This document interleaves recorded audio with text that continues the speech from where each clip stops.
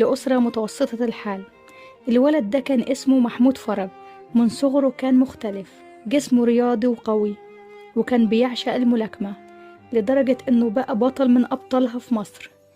محمود فرج اللي الناس كلها عرفته بعد كده باسم عفركوش أو مجانس.